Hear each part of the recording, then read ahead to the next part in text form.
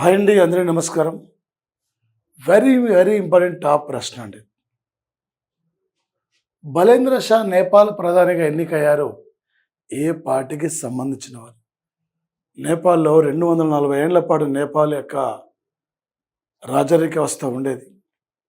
240 ఏళ్ల యొక్క నేపాల్ రాజరిక వ్యవస్థ పతనమై ఒక హిందూ రాజ్యం నుండి ఒక ప్రజాస్వామ్య దేశంగా నేపాల్ ఏర్పడింది. నేపాల్ మన ప్రధానంగా వచ్చేసి ఇక్కడ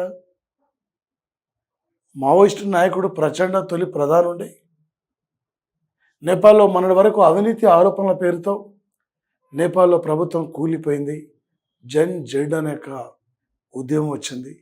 ఈ మధ్య 2026 మార్చి 5 2026 మార్చి 5న నేపాల్లో పార్లమెంట్కి ఎలక్షన్ జరిగింది.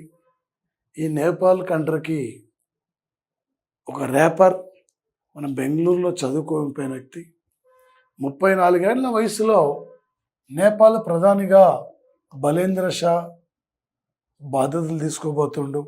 రాష్ట్రీయ స్వతంత్ర పార్టీకి చెందిన వ్యక్తి అండి. ఇది ఆన్సర్.